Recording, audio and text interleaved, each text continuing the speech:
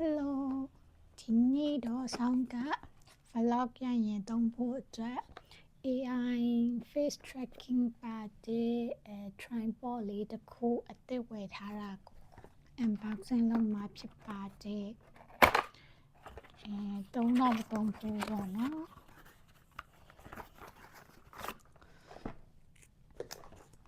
သူကတစ်စိတ်ကတော့ C12ဒါက selfie stick လို့လည်းသုံးလို့ရတယ်ပြီးတော့ခါကြတော့ tripod လို့လည်းသုံးလို့ရတယ် Okay let's start Okay ဒါကို selfie stick လိုမျိုးအရင်ဆုံးသုံးပြမယ်ကြတော့ selfie stick လိုမျိုးဆိုလို့ရှိရင်ဒါလေးကိုဆွဲထုတ်လိုက်ရုံပဲဆွဲထုတ်လိုက်ရုံပဲဆိုရင်အချိန်မှာသူကလေ6ပေလောက်ထိအများကြီးထုတ်လို့ရတယ်လို့ရှိ6ပေလောက်ထိရတယ်သူရဲ့အမြန်6ပေလောက်ထိရတယ်ပေါ့နော်တကယ်လို့ tripod လို့ဆိုရင်လူတစ်ရက်စာ6ပေလောက်ထိရတယ်အခု selfie stick လိုပဲသုံးမှာဆိုတဲ့ခါကြတော့အဲ့လောက်ရှိရင်သုံးပေါ့နော်ဆိုရင်နည်းနည်း selfie stick အနေထားလောက်ကိုပဲဒီလောက်သုံးမဲ့လောက်ပဲထုတ်လိုက်မယ်ပြီးတော့သူ့မှာဒီငါးမှာလေOkayနားမှာ lock and lock ပါတယ်ဒါက unlock လုပ်တာပေါ့နော်လို့ဆိုရင်သူကဒီလိုတဲ့360လှည့်လို့ရတယ်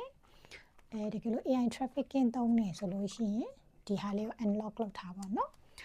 ဒါငင်လေးပဲကိုနောက်မလိုက်စေချင်ဆိုလို့ရှိရင်ဒါလေး lock လုပ်ထားလိုက်ရင်ရတယ် Okay ဒါက phone ထည့်မယ့်နေရာလေးပေါ့နော် phone ထည့်ပြီးတော့ selfie ရိုက်ကြည့်မယ်ဒီက phone ထည့်လိုက်မယ် Okay ဆိုရင်ရပြီဆိုတော့ phone ထည့်ပြီးတော့သူကremote လေးပါတယ်ဒီမှာကြတော့ remote လေးမှာလေဒီဘက်ဘေးမှာ on off ခလုတ်ကလေးပါတယ်ပေါ့နော်ဒါကခုက on ထားတာလား off ထားလားဆိုတော့ခုမှ on လိုက်တာပေါ့နော် on ပြီးွားရင်ဒီဘက်ဖုန်းကနေပြီးတော့မှလေbluetooth ထဲဝင်ပြီးတော့မှ bluetooth ချိတ်မယ်ပေါ့နော်ဒီဟာလေးနဲ့ bluetooth ချိတ်လိုက်မယ်ဆိုရင် bluetooth တွေ့ပြီဆိုတော့ဒီမှာ pairing တိတ်တော့မမြင်ရအောင်ထင်တယ်ဆိုတော့ဒီမှာ pair လုပ်လိုက်မယ် Okay ဆိုတော့ pair လုပ်လိုက်ပြီဆိုရင်selfie stick လို့သုံးလို့အဆင်ပြေပြီလို့ထင်တယ်ဆိုတော့မြင်ရအောင်လုပ်ရမယ် Okay ဆိုရင်ရပြီထင်တယ်ဆိုရင် selfie stick လို့ဆိုတော့Okay ခုက selfie stick လိုမျိုးလေးရိုက်ပြမှာပေါ့နော်သူက timer နဲ့ထားပြီးရိုက်ချင်လည်းရတယ် timer နဲ့မထားချင်လည်းဒီမှာ remote လေးပါတဲ့အတွက်ကြောင့်မလို့ရိုက်လို့ရတယ်ပေါ့နော်အခုကတော့ဒီဖုန်းထဲမှာမြင်ရအောင်လို့ချိန်ပြတာဖြစ်တဲ့အတွက်ကြောင့်မလို့ကင်နာကတော့နည်း off ဖြစ်နေတယ်ပေါ့နော်ဆိုရင်ဒီမှာချိန်ပြီးတော့ကိုကြိုက်တယ်ဆိုရင်ဒီ remote ကဒီကင်မရာနေရာလေးကိုနှိပ်လိုက်ရင်ဒီမှာကြည့်ရိုက်ပြီးသားဖြစ်သွားပြီအခုက tripod feature လို့သုံးပြမယ်ပေါ့နော်အဲကြတော့ tripod လို့လုပ်ဖို့အတွက်ဆိုရင်ဒီမှာ push လုပ်လိုက်ဒီအောက်မှာ push ဆိုတဲ့ button လေးပါတယ်အဲလေး push လုပ်လိုက်လို့ရှိရင်သူကပွင့်နေတယ်ပေါ့နော် Okay ဒါကမှကိုလိုချင်တဲ့လောက်ရှိထိဆွဲထုတ်လိုက်ဒီမှာ6ပေတော့မဟုတ်တော့5ပေနီလောက်ရတာပေါ့နော်သူရဲ့အရှိကထပ်ထုတ်လို့ရတယ်လား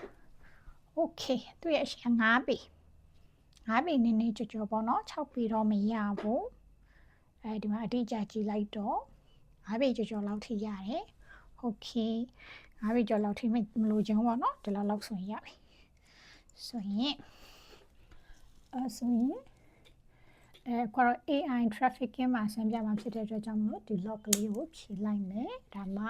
ကိုသွားလေးရနောက်ကိုလိုက်လို့ရမှာပေါ့နော်ပြီးတော့ဒီမှာလေးဒီထိတ်လေးပေါ့ဒီထိတ်ကမူလီလေးပေါ့နော်ဒီကမူလီလေးအဲ့ဒါလေးကအဲ့နေရာမှာring light တွေဘာတွေတက်ချင်တက်လို့ရတယ် ခုကဖုန်းထည့်မယ်ရောဒီနားမှာဖုန်းထည့်မယ်ဆိုတော့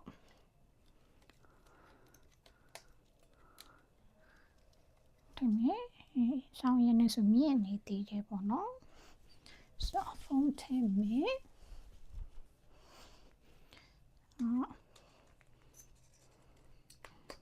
ဖုန်းထည့်မယ်သူကဒီနေရာလေးက AI trafficking လောက်တာပေါ့နော် Okay Hello ခုက AI face tracking ကိုစမ်းပြမှာဖြစ်ပါတယ်AI face tracking အတွက်ဆိုရင်သူကဒီဘေးကဒီ button လေးကိုဖွင့်လိုက်မယ် Okay ရပြီဒါဆိုရင် face tracking စမ်းပြမယ်ပေါ့နော်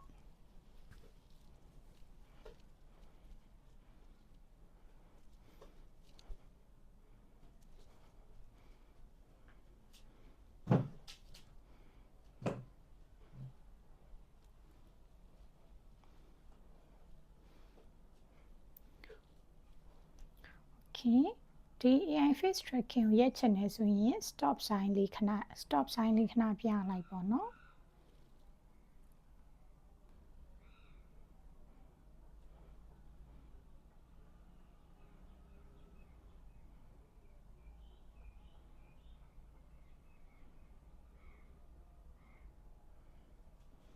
ဒါဆိုရင် AI face tracking ရက်သွားပြီဖြစ်ပါမယ်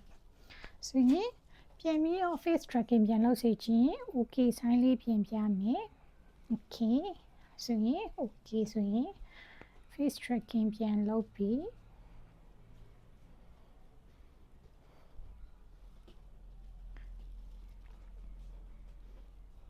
ရက်စေချင်ရင်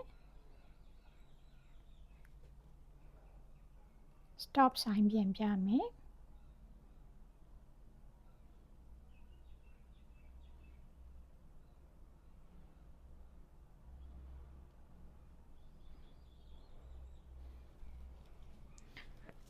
Okay.